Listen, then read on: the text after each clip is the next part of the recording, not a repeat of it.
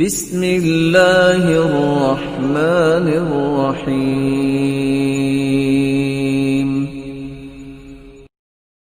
اللہ عز و جلال کے پیارے پیغمبر نے فرمایا، سیدنا معاذ روایت کرتے ہیں، سلسلہ صحیحہ کی روایت ہے 2278، ما من نفس تموت وهي تشهد ان لا اله الا الله يرجع ذلك الى قلب موقن۔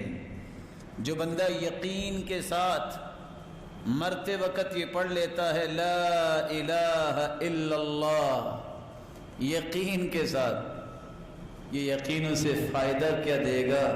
ادھر آنکھیں بند ہوں گی، سارے گناہ بھی معاف اور جنتی مہمان بن جائے گا۔ یقین کی شان ہے۔ اور قبر کے اندر بھی یقین ہی کام آئے گا۔ حدیث کے الفاظ ہیں، صحیح بخاری کی روایت ہے 86، وہاں دو لوگوں کا تذکرہ ہے، ایک اما المؤمن او الموقن، یقین کرنے والا اور سچا ایمان رکھنے والا، اور اسی طرح کی روایت سنن ابن ماجہ میں ہے 4268۔ یقین کرنے والے سے جب سوال کیا جائے گا، اچھا بتاؤ تیرا ایمان کیسا تھا، تیرا دین کیا تھا، کہے گا اسلام۔ اور یقین کرنے والا چونکہ عمل کرتا ہے، حدیث کے الفاظ ہیں، جب فرشتے سوال کرنے آئیں گے تو سر کی طرف سے آئیں گے نا، نماز کہے گی پیچھے رہو، اس کو آرام کرنے دو، ساری زندگی تو یہ عبادت میں لگا رہا، کام ہی کرتا رہا۔ دائیں طرف سے آنے لگے گے، زکوٰۃ آ جائے گی، پیچھے رہو، اس کو سوال نہ کرنا۔ بائیں طرف سے آئے گا، آئیں گے فرشتے، صدقہ آ جائے گا۔ پاؤں کی طرف سے آنے لگیں گے نیکیاں، وہ آ جائیں گی، پیچھے رہو۔ پھر اللہ کے حکم سے بھی اللہ نے ہمیں بھجوایا ہے، اور سوال تین ہوں گے، ایمان، اچھا دین کیا ہے آپ کا، نبی کے بارے میں آپ کیا کہتے ہیں، اور یہ بتائیے رب کون ہے؟ تو تینوں کے جواب دے گا، ربی اللہ، میرا رب اللہ ہے، نبی محمد، میں ساری زندگی اپنا قائد اعظم اس کو مانا، اس ہستی کو جس جیسی ہستی اللہ نے زمین پہ بھیجی ہی رہے، میرا دین دین اسلام ہے۔ فرشتے سوال کریں گے، اچھا یہ بتاؤ کہ تمہیں پتہ کیسے چل گیا؟ تین ہی سوال اور تین ہی جواب۔ قرأت القرآن وعملت بما فيه وصدقت به، میں نے قرآن پڑھا، اس کے مطابق عمل کیا، اور میں نے کہا جو میرے رب نے کہا ہے سچ کہا ہے۔ یہ عمل تھا جس سے یقین پیدا ہوتا ہے۔ قرآن پڑھے نا تو یقین کیسے پیدا ہوگا؟ عمل ہو نا تو یقین کیسے پیدا ہوگا؟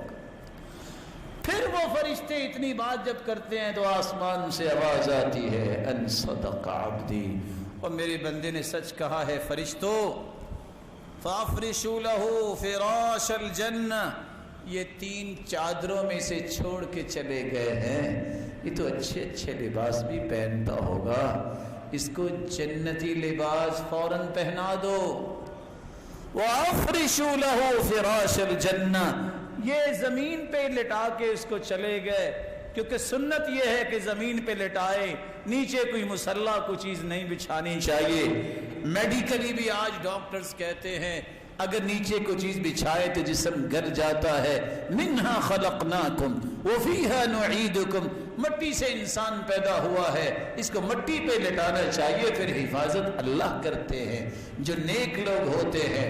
انبیاء کے بارے میں حدیث کہتی ہے، ان اللہ حرم علی الارض ان تأکل اجساد الانبیاء، اللہ نے زمین پر حرام قرار دے دیا ہے، وہ انبیاء کے جسموں کا نقصان نہیں کر سکتے، اور نیک لوگوں کی بھی اللہ حفاظت فرماتے۔ یہ چھوٹی سی قبر میں بند کوٹری میں چھوڑ کے چلے گئے۔ وَافْتَحُوا لَهُ بَابًا إِلَى الْجَنَّةِ، جنت کا دروازہ کھول دو، جنت کی خوشبوئیں بھی اس طرف آئیں، اس کی ہوائیں بھی آئیں۔ کتنا کھول دو قبر کو جو مجھے اور آپ کو اتنی نظر آتی ہے۔ مد بصری جہاں تک انسان کی نظر جاتی ہے اللہ اس یقین کرنے والے کی قبر کو کھول دیتے ہیں۔ آگے حدیث کے الفاظ ہیں وَأَمَّا الْمُنَافِقُ أَوِ الْمُرْتَابُ، جو شک کرنے والا ہے اللہ کے وعدے اور دین اور رسول اور قرآن اور آخرت کے بارے میں، ایسا شک کرنے والا منافق، اس سے بھی 3 سوال ہوتے ہیں، جواب ہی نہیں دے پاتا، اور فرشتے خود کہتے ہیں لا دریت ولا تلیت، نہ تو نے قرآن پڑھا نہ سمجھا، تجھے جواب کیسے آنے تھے۔ آواز آتی ہے ان کذب عبدی، یہ جھوٹ بول رہا ہے، اس نے سنا تھا زندگی میں رب کون ہے، رسول کون ہے، دین کیا ہے، اس کو 3 چادروں میں جو چھوڑ گئے یہ اس کے بھی لائق نہیں ہے۔ البسوہ لباس النار، جہنم کی آگ کا لباس اسے پہنا دو۔ وَأَفْرِشُوا لَهُ فِرَاشَ النَّارِ، زمین ٹھنڈی ہے، اس سے تو سکون ملتا ہے، اس کے نیچے جہنم کے انگارے بچھا دو، یہ اس لائق نہیں ہے کہ اس کو ٹھنڈی زمین پہ لٹایا جائے۔ فَيُضَيَّقُ عَلَيْهِ قَبْرُهُ، اور اس کی قبر کو بھی اس طرح ملا دیا جاتا ہے، کس طرح تنگ کر دی جاتی ہے، حتی تختلف اضلاعه، اس کی ہڈیاں ایک دوسرے کے اندر چلی جاتی۔ اللہ عز و جلال ہمیں محفوظ فرمائے اور اپنی ذات پہ یقین نصیب فرمائے۔